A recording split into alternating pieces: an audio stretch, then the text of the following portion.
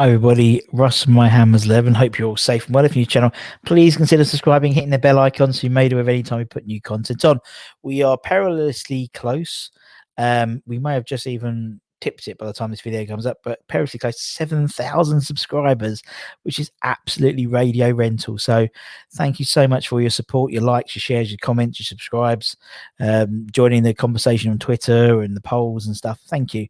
I just wanted to also thank our channel sponsors, Untuck It. Check them out in the description below. All their physical stores are open, so Covent Garden and Westfield London, if you want to check them out.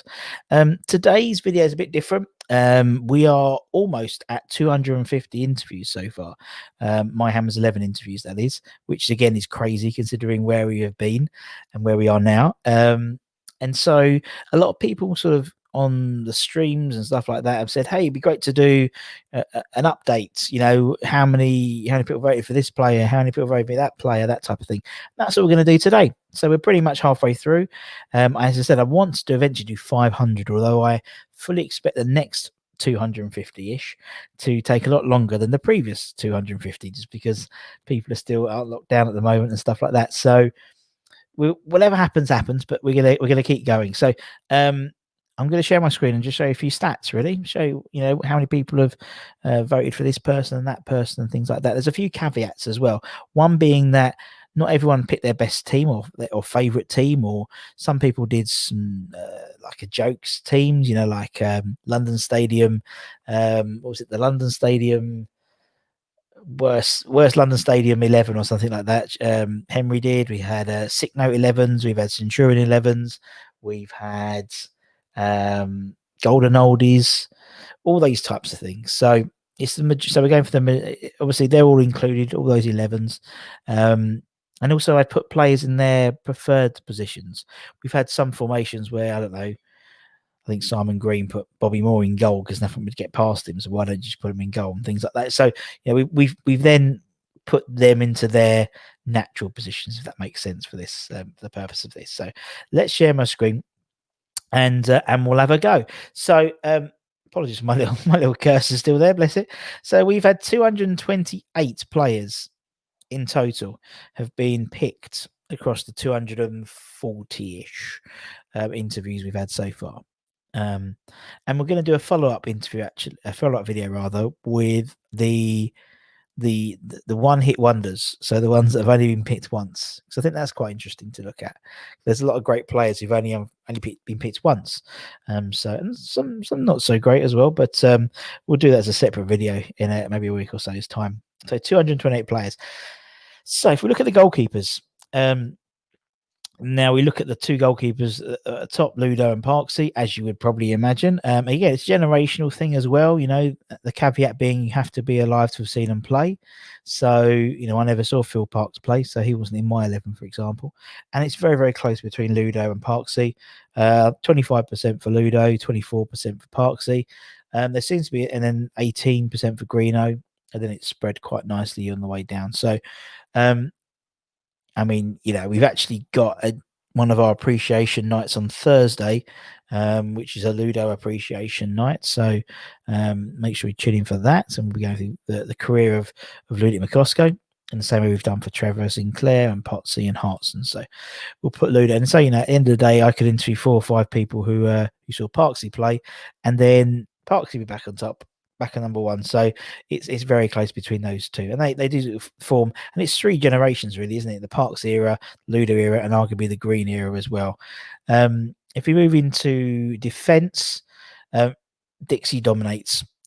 Not for the first time that phrase has been used, but he obviously transcends a few sort of generations really of his 2 spells at the club.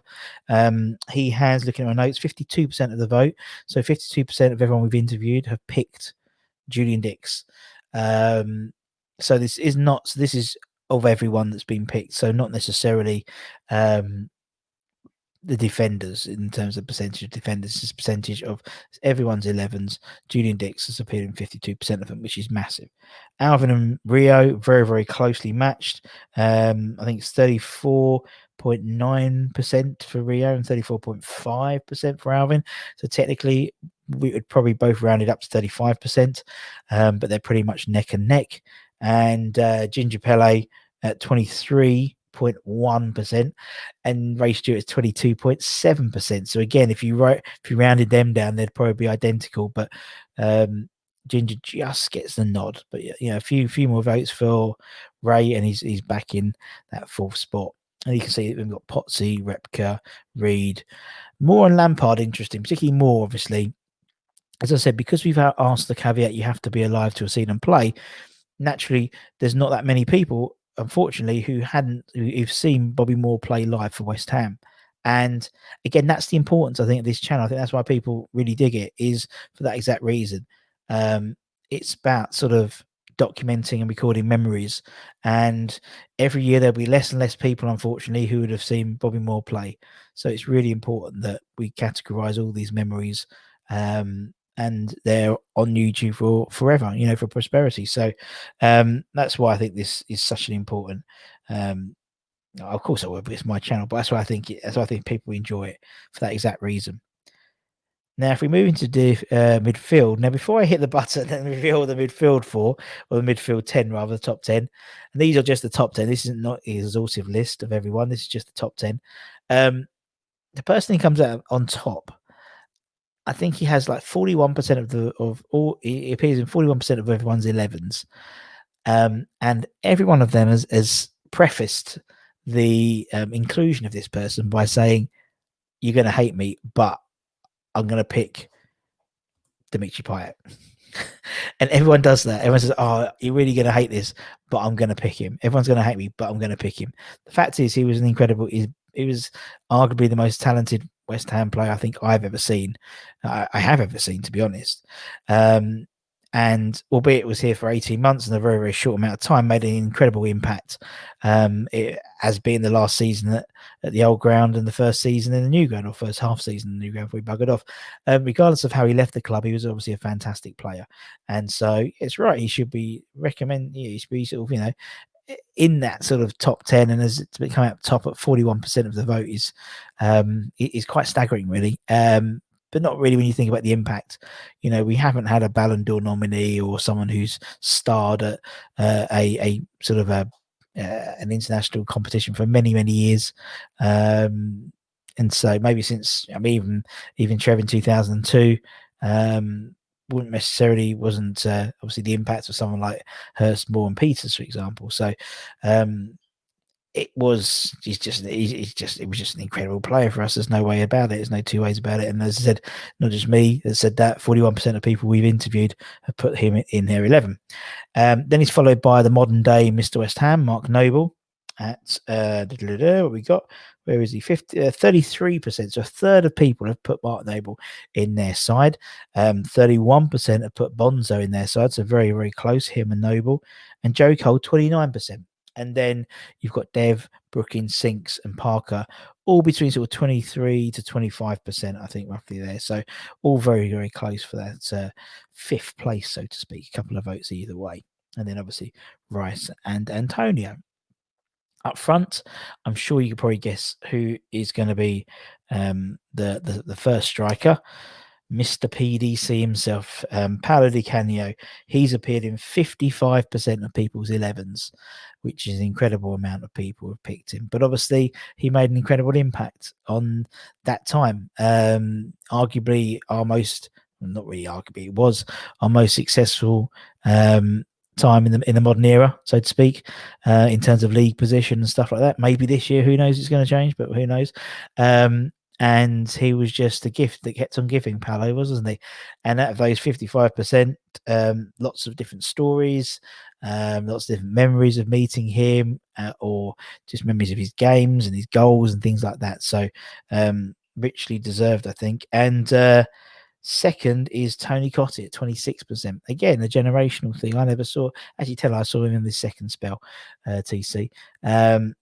But 26%, and then Tevez at 19%, and then Ashton, McAvenny, Colton Cole, Hurst, Hartson, David Cross, and Bobby Moore. And again, someone like Hurst as well. Again, not many people were still around who saw him, unfortunately, play for West Ham. So again, important to sort of categorise those memories.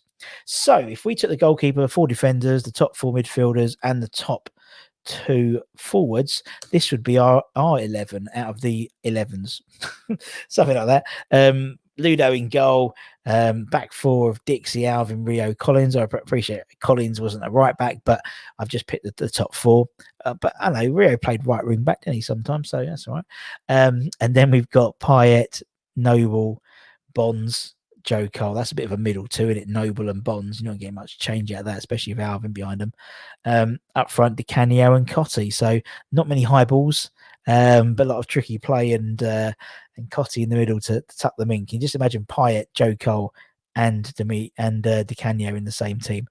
That'd be pretty tasty. Then obviously you've got Bonzo and Noble to show up that defense, that sort of defensive midfield, sort of play the Souček Rice role, I'd imagine.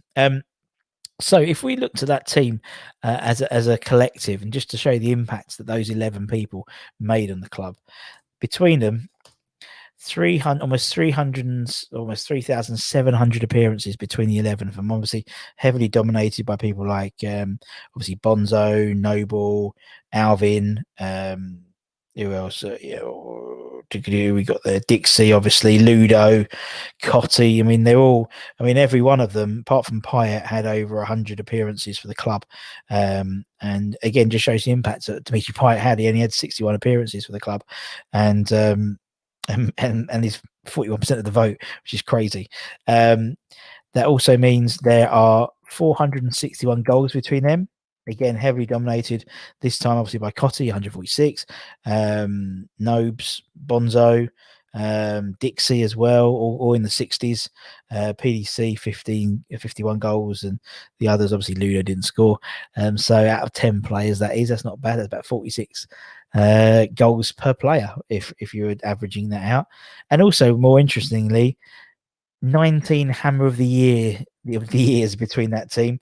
Obviously, Bonzo won it several times, Noble's won it a couple of times, and stuff like that. So it's and Alvin Martin as well. So it's interesting, isn't it? All these different players and just the impact they made on the team. And when you put it like that, just how great they were collectively. And again, we're probably about, as I said, we're probably about halfway through. I'd like to do at least 500 of these interviews. So we'll get there eventually. It might just take a bit more snail pace now for the next 250, but we'll get there eventually. But I hope you found it interesting. As I said, a little different video. And again, thank you so much everyone for your support for the channel. As I said, it's great fun doing it. On Thursday, we've got the Ludit McCloskey Appreciation Night with myself, Martin Godlyman, and Robert Banks. I believe he's going to be on there as well. So that should be fun.